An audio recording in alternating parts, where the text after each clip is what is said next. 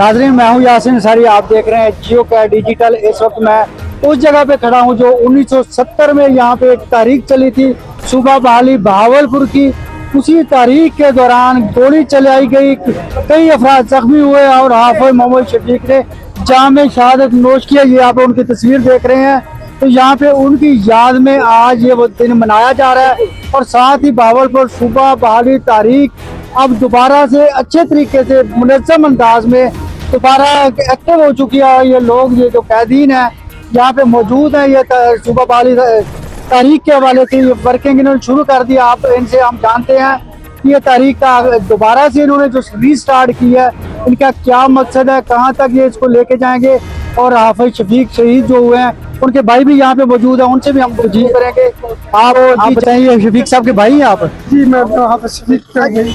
अच्छा, ये आप वक़ूआ बताएं, कैसे हुआ था? आपने देखा होगा। ये 24 अप्रैल 1970 का वाक़या है।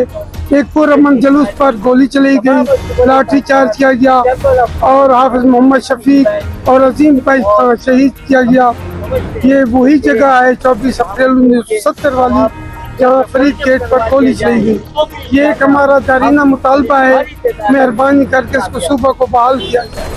ये हमारा हक है। जो या खान ने 1970 में इसको पंजाब में जम कर दिया था, इसको बहावलपुर को सूबे का दर्जा दिया जाए।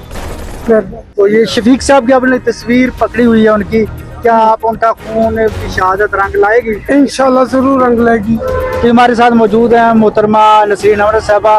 ये भी बड़ी मुतहरक है सूबा बहाली के हवाले से और समाजी कारकुन भी हैं और बड़ा इन्होंने वर्क किया है इन हवाले से। हम इनके जाने इनके क्या ख्याल हैं।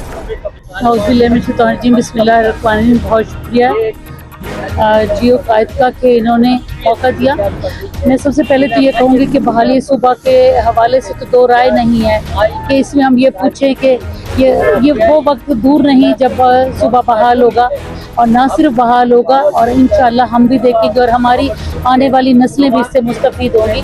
ये एक तो मेरा ख्याल में कि क़याम पाकिस्तान के वक्त जो मेज़बानी और जो मेहरबानी रियासत बहावलपुर ने की, अपने ख़जानों के मुंह खोल दिए, मेहमान नवाजी की, तनख्वाहें दी, तो ये एक हक बनता है कि पाकिस्तान का और हुकूमत वक्त का कि वो वापस करके उसकी अपनी पहचान और शनाख्त एक एग्जेक्टिव ऑर्डर के ज़रिए वो उस एहसान का बदला चुका सकते हैं। अब ये देख लें कि क़याम पाकिस्तान से अब तक देख लें कि सिर्फ ये जिद्दोजहद हो रही है कि हमारी पहचान वापस की जाए।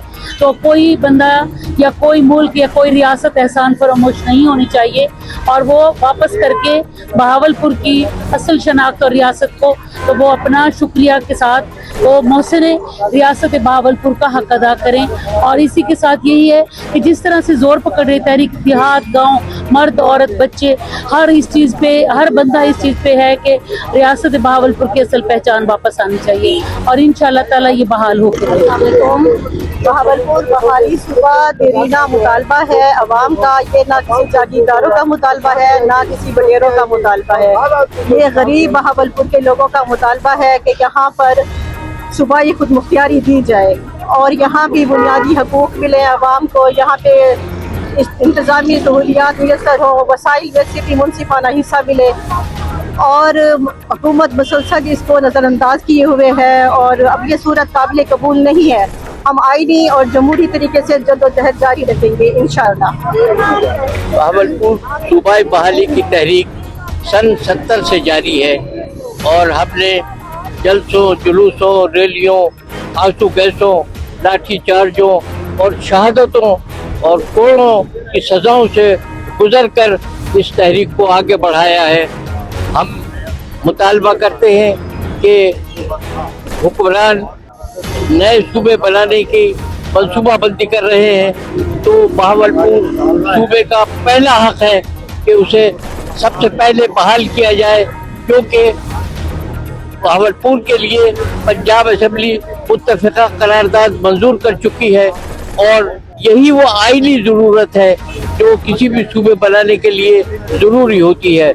हम समझते हैं वक्त आ गया है कि अब मुक़्तदरा पाकिस्तान में छोटे सूबे बनाने का मंसूबा बना रही है तो बहावलपुर का पहला बुनियादी हक है कि उसे सबसे पहले बहाल किया जाए और उसके लिए सिर्फ एक आईनी तरमीम की ज़रूरत है।